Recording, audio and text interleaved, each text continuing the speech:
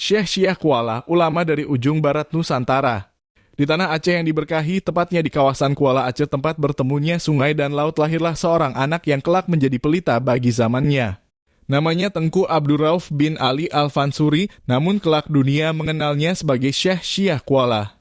Abdurrauf berasal dari keluarga yang taat beragama. Sejak kecil, ia sudah menunjukkan kecintaan luar biasa pada ilmu. Ia lebih suka duduk di serambi surau, mendengarkan hikmah dari guru-gurunya dibandingkan bermain seperti anak lainnya. Ibunya sering berkata, "Anakku, engkau bukan hanya mencari ilmu, engkau sedang mempersiapkan jalan cahaya." Merantau menuntut ilmu. Ketika usianya cukup dewasa, Abdurrauf memutuskan untuk menuntut ilmu ke Tanah Suci. Ia menyeberangi lautan, meninggalkan tanah kelahiran dengan harapan kelak akan membawa pulang berkah dan pengetahuan untuk bangsanya. Perjalanannya membawanya ke Mekah, Madinah, Yaman, bahkan hingga ke India. Di sana ia berguru pada para ulama besar selama hampir 20 tahun. Dikatakan dalam banyak kisah, ia sering bermimpi didatangi cahaya yang membisikkan, "Ilmu bukan milikmu, wahai Abdurrauf. Ia milik umat. Kembalilah dan sebarkan." Kembali ke Aceh menjadi cahaya negeri. Ketika kembali ke Aceh, negeri sedang dalam masa kepemimpinan Sultanah Safiyatuddin Tajul Alam. Sang Sultanah sangat mencintai ilmu dan para alim. Mendengar kepulangan Abdurrauf, beliau memanggil sang ulama ke istana.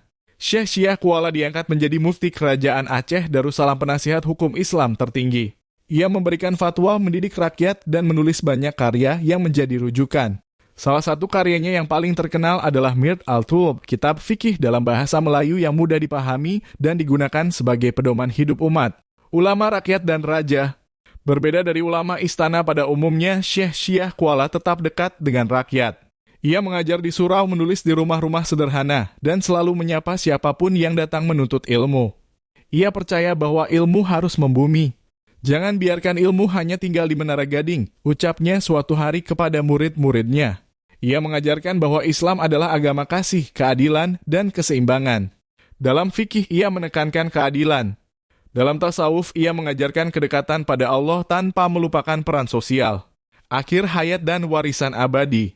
Setelah puluhan tahun mengabdi, Syekh Syah Kuala wafat dengan tenang. Ia dimakamkan di dekat Kuala, tempat awal ia menaburkan ilmunya. Makamnya hingga kini menjadi tempat ziarah dan kisah hidupnya terus diceritakan turun-temurun. Konon banyak orang yang berdoa di makamnya merasa mendapat ketenangan, seolah-olah sang guru masih mengajarkan kelembutan dari balik alam.